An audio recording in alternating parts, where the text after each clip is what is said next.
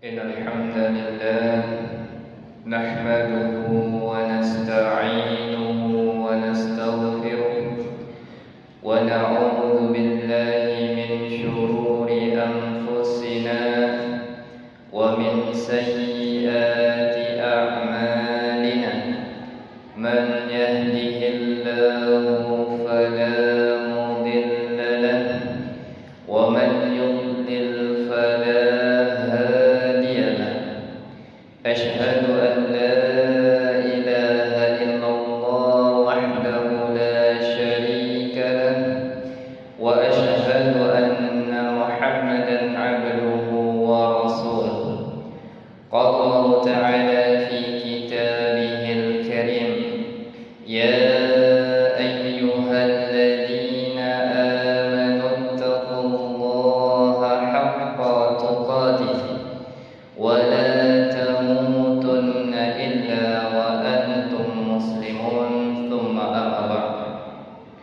Bapak-bapak kaum muslimin, saudara-saudaraku jamaah salat Jumat rahimakumullah. Alhamdulillah, ucapan syukur kita kepada Allah Subhanahu wa taala atas segala nikmat-nikmat yang sudah Allah berikan kepada kita. Kemudian salawat dan salam mudah-mudahan selalu tersampaikan kepada Nabi kita rahmatan lil alamin, yaitunya Nabi kita Muhammad sallallahu alaihi wasallam, kepada keluarganya, sahabat-sahabatnya dan orang-orang yang senantiasa mengikuti beliau sampai hari kiamat kelak. Kemudian marilah kita selalu bertakwa kepada Allah Subhanahu wa taala dengan melaksanakan semua perintah-perintahnya dan menjauhi semua larangan-larangannya. Kaum muslimin jamaah salat Jumat yang Allah muliakan, adapun khutbah kita pada siang yang berbahagia ini, yaitunya firman Allah Subhanahu wa taala di dalam surat Luqman ayat 12 dan seterusnya. Allah Subhanahu wa taala berfirman, "Wa laqad atayna Luqman al-hikmah," dan sungguh kata Allah, sudah kami berikan kepada Luqman berupa hikmah, anishkur lillah, yaitunya bersyukurlah kepada Allah. Ulama tafsir mengatakan bahwasanya Luqman, pendapat yang paling kuat, adalah seorang hamba yang saleh yang Allah abadikan namanya di dalam Al-Quran yang merupakan kitab petunjuk bagi manusia. Allah abadikan nama Luqman di dalam Al-Quran karena beliau adalah seorang yang penuh dengan hikmah. Hikmah di sini artinya kebijaksanaan. Dijelaskan oleh Imam Ibnu Katsir rahimahullah. Al-hikmah adalah al-fahm. Hikmah itu artinya pemahaman yang luas, pemahaman yang benar. Wal ilmu, dan juga ilmu yang mendalam sampai mengetahui rahasia-rahasia agama yang paling kecil sekalipun. Wal ta'bir, dan juga penyampaian yang bijaksana. Anishkurlillah, yaitunya bersyukurlah kepada Allah. Wahai Luqman, kata Allah, bersyukurlah kepada Allah atas hikmah yang sudah diberikannya kepadamu. Bersyukurlah kepada Allah atas kebijaksanaan yang sudah Allah berikan kepadamu. Bersyukurlah kepada Allah atas nikmat-nikmat yang sudah Allah berikan kepadamu.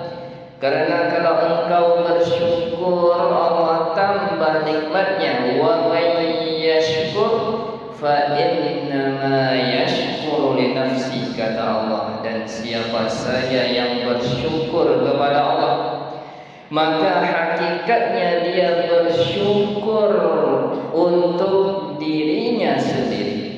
Jadi ketika kita bersyukur kepada Allah, Allah tambah nikmatnya. Wa man kafara fa inna Allaha ghaniyyun hamid. Dan siapa saja yang kufur, kata Allah, tidak mau bersyukur, maka kekufuran ini akan kembali juga kepada dirinya. Azab Allah sangat pedih. Fa inna Allaha ghaniyyun hamid. Dan sesungguhnya Allah Maha Kaya lagi Maha Terpuji. Allah lah yang memiliki kerajaan langit dan bumi. Allah lah yang memiliki kekayaan langit dan bumi. Walaupun semua makhluknya tidak mau bersyukur kepada Allah, semua makhluk ciptaannya kufur kepada Allah, tidak akan mengurangi kerajaan Allah sedikit. Itu tidak akan mengurangi kekayaan Allah sedikit pun, karena Allah Maha Kaya lagi Maha Terpuji. Begitu pula kalau semua makhluk ciptaan Allah, mereka semuanya beribadah kepada Allah, itu pun tidak akan menambah kekuasaan Allah sedikit pun, tidak akan menambah kekayaan Allah sedikit pun, karena Allah tidak butuh kepada makhluk-makhluknya, dan kitalah yang butuh kepada Allah. Hasbunallah wa ni'mal wakil. Cukuplah Allah sebagai penolong kita, dan Dia sebaik-baik penolong. Kaum muslimin jamaah salat Jumat yang Allah muliakan, pada ayat berikutnya Allah Subhanahu wa taala kembali berfirman, wa in qala Luqman li ibnihi wa huwa ya'iduhu. Dan ingatlah wahai manusia, ketika Luqman berkata kepada anaknya dan dia memberikan pelajaran dengan lembut.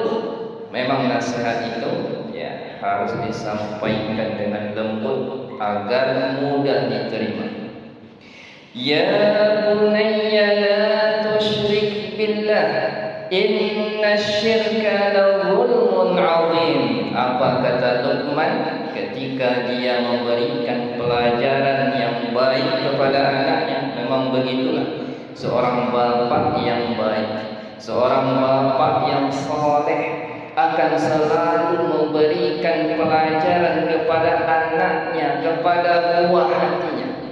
Luqman berkata, ya bunayya, wahai anakku, wahai buah hatiku, wahai penyejuk mataku, la tusyrik billah, jangan engkau berbuat syirik kepada Allah.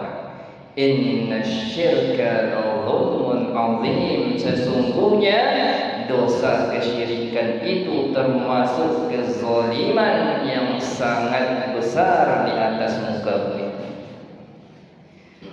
Luqman, seorang ayah yang bijaksana, memberikan pelajaran yang pertama sekali kepada buah hatinya adalah pendidikan akidah, pendidikan tauhid yang benar. Wahai anakku, kata Luqman, wahai buah hatiku, jangan engkau menyembah berhala, jangan engkau menyembah bintang, matahari, bulan, jangan engkau menyembah dunia, jangan engkau menyembah kepada kuburan, jangan engkau menyembah kepada manusia, karena itu termasuk kesyirikan wahai anakku. Tapi sembahlah Allah semata. Allah. Inilah pendidikan yang mesti dilakukan oleh setiap laki-laki pemimpin, seorang bapa di dalam keluarganya. Ar-rijalu qawwamuna 'alan nisa. Laki-laki itu pemimpin di dalam rumah tangganya, dan nanti pemimpin amanah. Itu setiap amanah akan dimintai pertanggungjawaban di hari kiamat. Kerana kenapa wahai kaum muslimin yang Allah muliakan? Karena musuh-musuh Islam itu menyerang anak-anak kita, melalui pendidikan, melalui pergaulan, melalui bacaan, bahkan tontonan, didangkalkan akidahnya, didangkalkan moralnya, didangkalkan akhlaknya. Cobalah lihat, apalagi di zaman yang sangat modern, di zaman yang serba canggih melalui HP saja. HP itu ibarat pisau bermata dua. Coba lihat anak-anak kita, apapun bisa dia lihat di seluruh dunia. Ditiru-tiru budaya-budaya barat, ditiru-tiru budaya-budaya yang menjauhkan dari nilai-nilai agama dan mendekatkan ke neraka. Nauzubillah. Dicontoh budaya LGBT. Nauzubillah. Bahkan melalui HP bisa juga main judi online. Ini semuanya termasuk pengaruh yang tidak baik. Oleh kerana itu, wajib bagi bapa sebagai pemimpin di dalam rumah tangganya mengajarkan akidah yang benar kepada anak-anak. Ketika akidah anak tadi sudah benar, sudah mendarah daging di dalam jiwanya, sudah mengkristal di dalam jiwanya, maka anak-anak kita tidak lagi takut kecuali hanya kepada Allah. Tidak lagi minta tolong kecuali hanya kepada Allah. Tidak lagi menggantungkan harapannya kecuali hanya kepada Allah. Tidak lagi pergi ke dukun-dukun, pergi ke tukang sihir, pergi memakai jimat-jimat kerana itu bisa merusak akidah. Tidak lagi takut sama jin, setan dan lain sebagainya, kerana dia hanya takut kepada Allah semata. Ini kalau akidah sudah benar, maka anak tadi akan mengatakan tidak ada yang bisa mendatangkan manfaat kecuali hanya Allah. Tidak ada yang bisa menolak mudarat kecuali hanya Allah semata. Kaum muslimin jamaah salat Jumat yang Allah muliakan. Kemudian setelah anak-anak kita dididik dengan pendidikan akidah yang benar, ajarkan mereka cara menghormati kedua orang tua.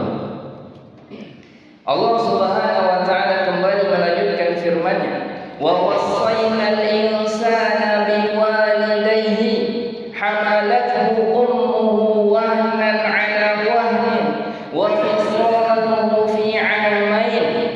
Allah memerintahkan kepada manusia agar berbakti kepada kedua orang tua. Seorang ibu yang sudah mengandungnya dalam keadaan lemah bertambah lemah. Seorang ibu yang sedang hamil itu ketika umur kandungan bertambah besar, bertambah lemahlah seorang ibu. Kemudian ketika melahirkan, seorang ibu perjuangannya antara hidup dan mati untuk melahirkan si buah hati. Setelah anak tadi lahir lalu disusui paling lama 2 tahun. Makanya bagi anak-anak jangan durhaka kepada kedua orang tua, kerana sangat miris di zaman kini kita lihat oleh kaum muslimin. Banyak anak-anak yang durhaka kepada kedua orang tua. Tak diberikan HP, dilompangnya orang tua. Tidak diberikan motor, dipukulnya orang tua. Padahal mandocik saja dah termasuk dosa besar. Apalagi sampai menghardik, memukul kedua orang tuanya. Apalagi sampai membunuh kedua orang tuanya. Maka anak ini tidak akan selamat. Ridha Allah itu bergantung kepada ridha kedua dan juga murka Allah bergantung kepada murka kedua orang tua. Ya, sebutkan dalam riwayat bahwasanya ada seorang sahabat datang kepada Nabi sallallahu alaihi wasallam hadis sahih, "Ya Rasulullah, man ahabbun nasi fi suhbati?" Wahai Rasulullah, siapakah orang yang paling berhak aku berbuat baik kepadanya? Dijawab oleh Nabi, ibumu. Kemudian siapa lagi wahai Rasul? Ibumu. Kemudian siapa lagi wahai Rasul? Ibumu. Kemudian siapa lagi wahai Rasul? Bapakmu. 3 kali untuk ibu, 1 kali untuk bapak. Di riwayat yang lain disebut ada juga orang dari Yaman pergi ke Mekah menggendong ibunya untuk melaksanakan ibadah haji. Kemudian setelah tawaf itu ibadah mengelilingi Ka'bah sebanyak 7 kali, berjumpa dia dengan sahabat Nabi yang mulia bernama Ibnu Umar radhiyallahu anhu.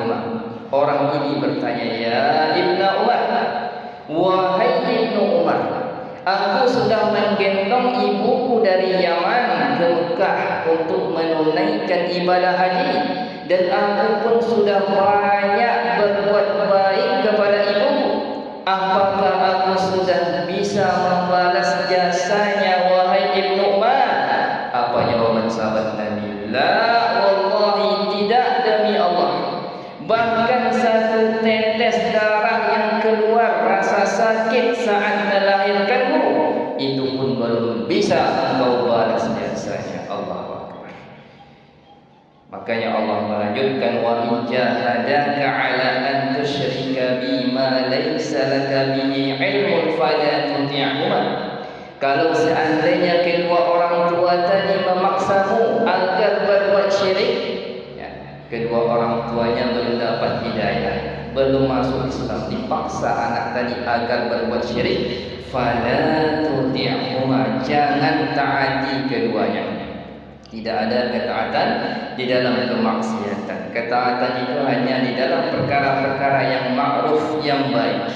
Wa sahibuhuma fid dunya ma'rufan. Walaupun begitu tetap pergauli keduanya dengan baik selama di dunia. Begitu besarnya jasa kedua orang tua kita, wahai kaum muslimin yang Allah muliakan. Maka jangan sampai durhaka kepada kedua orang tua. Begitu pula seorang ayah yang sudah membanting tulang untuk menafkahi keluarganya. Tidak akan bisa anak-anak membalas kebaikan kedua orang tua. Kaum muslimin jamaah salat Jumat yang Allah muliakan. Kemudian pada ayat berikutnya Allah Subhanahu wa taala berfirman, "Ya bunayya," kata Luqman, "wahai anakku, innaha in taku mithqala habbatin min khardal."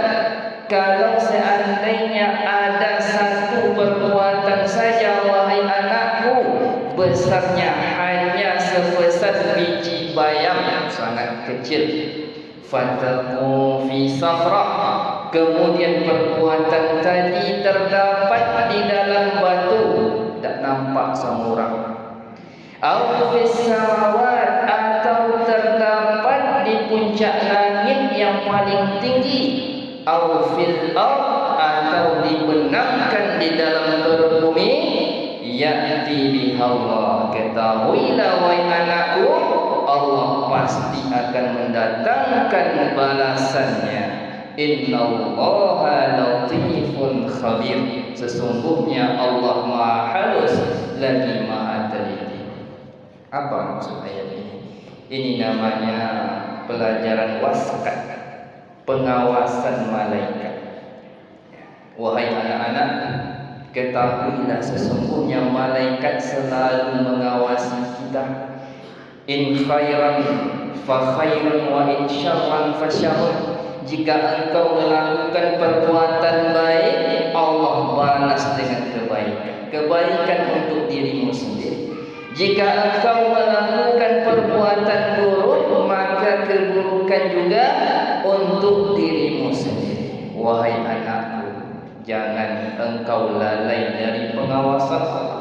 Kalau sudah kita tanamkan seperti ini kepada anak-anak kita, ketika dia jadi pedagang, maka dia akan menjadi pedagang yang jujur, tidak akan mengurangi takaran dan timbangan.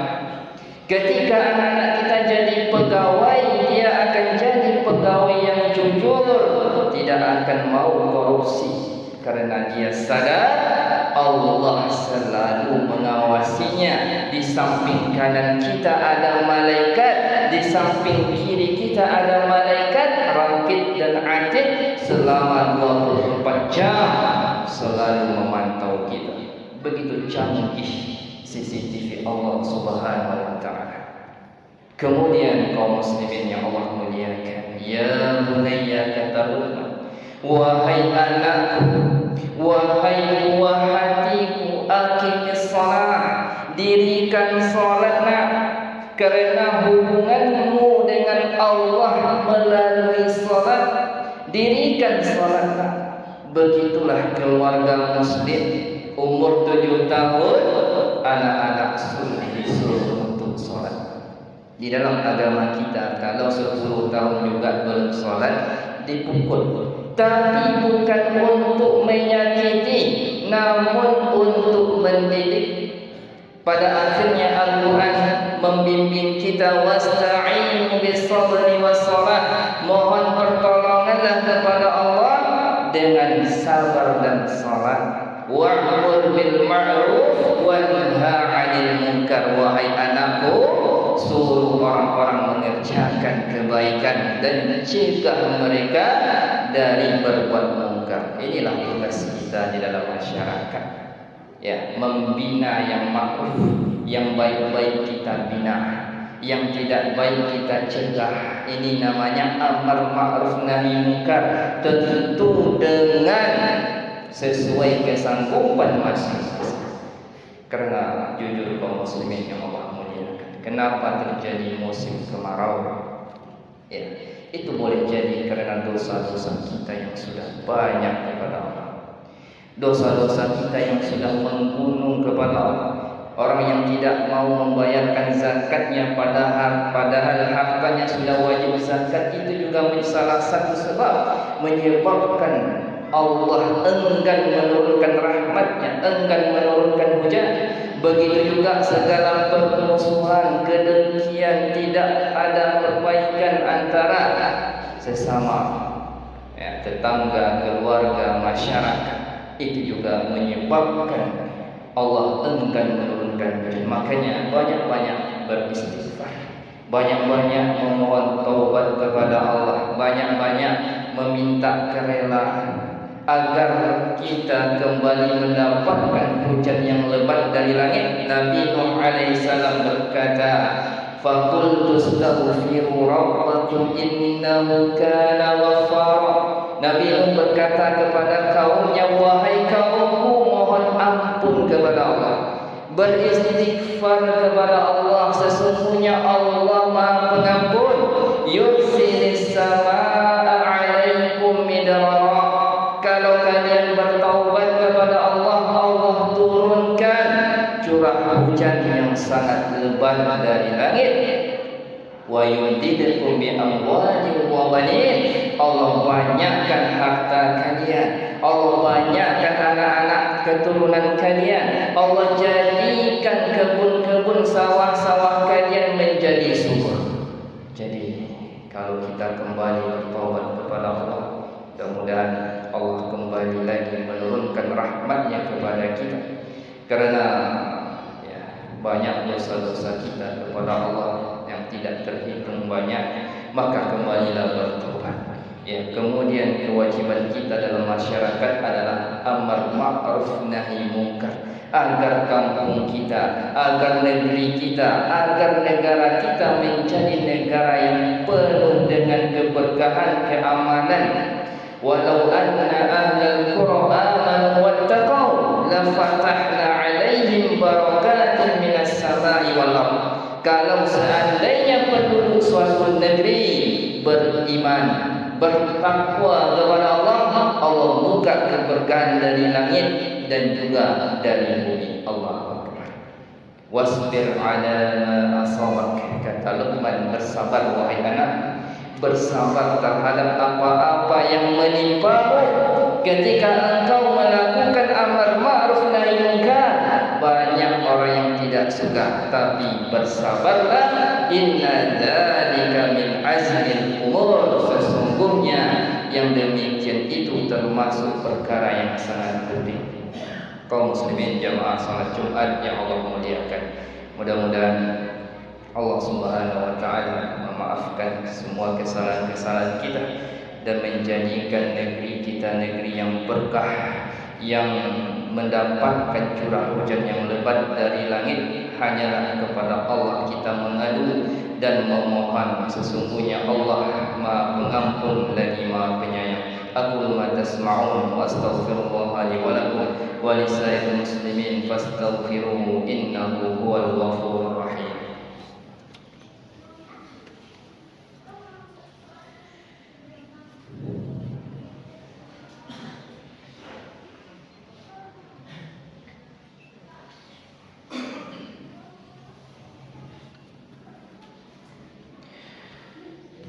Alhamdulillahi rabbil alamin wa bihi nasta'inu ala umuri dunya waddin, wassalatu wassalamu ala asyrafil anbiya'i wal mursalin nabiyyina Muhammadin wa ala alihi wa ashabihi wa man tabi'ahum bi ihsanin ila yaumiddin, tsumma amma ba'd.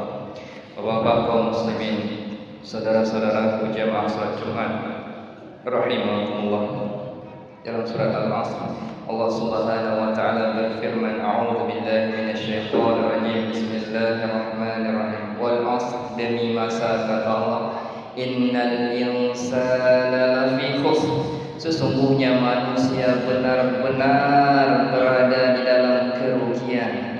Illal ladzina amanu, kecuali yang tidak rugi adalah orang-orang yang beriman, wa 'amilus shalihat, dan mengerjakan amal saleh, wa tawassaw bil haqq, dan saling berwasiat di dalam kebenaran, wa tawassaw bis sabr, dan saling berwasiat di dalam kesabaran. Innallaha wa malaikatahu yusholluna 'alan nabi ya ayyuhalladzina amanu shallu 'alaihi wa sallimu taslima.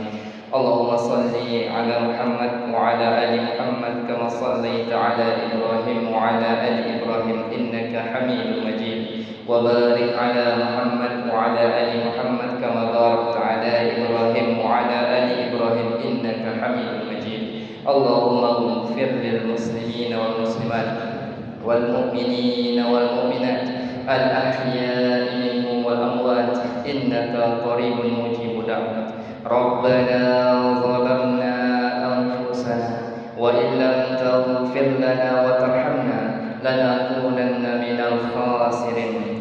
Allahumma ighfir lana wa liwalidina warhamhum kama rabbawna shighara. Allahumma a'izzal islam wal muslimin wa adhil kufra wal musyrikin. Allahumma askina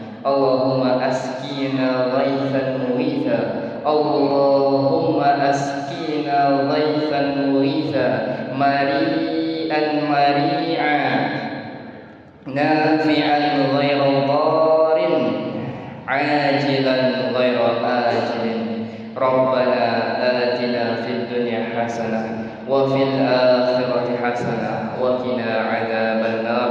Ibadallah, innallaha ya'muru bil 'adli wal ihsan wa ita'i dzil qurba wa yanha 'anil fahsya'i wal munkari wal baghi ya'idukum la'allakum tadhakkarun. Wa la dzikrullahi akbar. Aqimis shalah.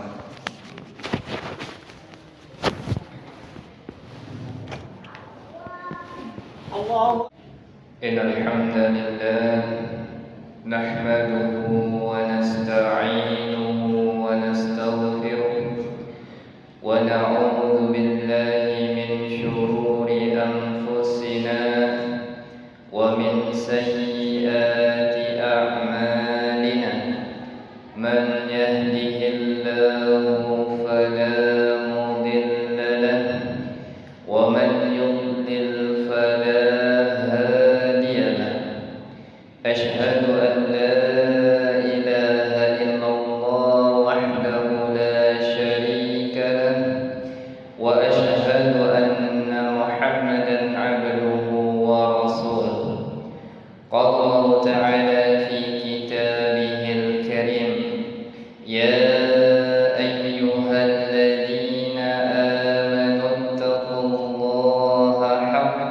تقاته ولا تموتن إلا وأنتم مسلمون ثم أما بعد. Bapak-bapak kaum muslimin, saudara-saudaraku jamaah salat Jumat rahimakumullah. Alhamdulillah, ucapan syukur kita kepada Allah Subhanahu wa taala atas segala nikmat-nikmat yang sudah Allah berikan kepada kita. Kemudian salawat dan salam mudah-mudahan selalu tersampaikan kepada Nabi kita rahmatan lil alamin, yaitunya Nabi kita Muhammad sallallahu alaihi wasallam, kepada keluarganya, sahabat-sahabatnya dan orang-orang yang senantiasa mengikuti beliau sampai hari kiamat kelak. Kemudian marilah kita selalu bertakwa kepada Allah Subhanahu wa taala dengan melaksanakan semua perintah-perintahnya dan menjauhi semua larangan-larangannya.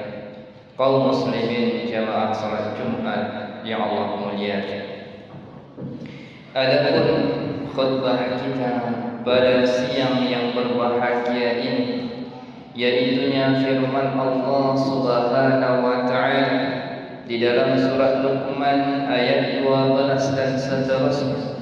Allah Subhanahu wa taala berfirman, "Wa laqad atayna Luqman al-hikmah," dan sungguh kata Allah, sudah kami berikan kepada Luqman berupa hikmah, anishkur lillah, yaitunya bersyukurlah kepada Allah.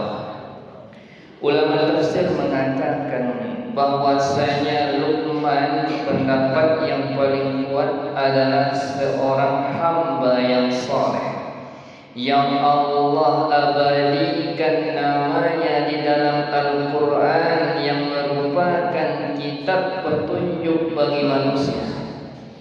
Allah abadikan nama Luqman di dalam Al-Quran karena beliau adalah seorang yang penuh dengan hikmah. Hikmah di sini artinya kebijaksanaan. Dijelaskan oleh Imam Ibnu Katsir rahimahullah. Al-hikmah adalah al-fahm. Hikmah itu artinya pemahaman yang luas, pemahaman yang benar. Wal ilmu, dan juga ilmu yang mendalam sampai mengetahui rahasia-rahasia agama yang paling kecil sekalipun. Wal ta'bir, dan juga penyampaian yang bijaksana. Anishkur lillah, yaitunya bersyukurlah kepada Allah. Wahai Luqman, kata Allah,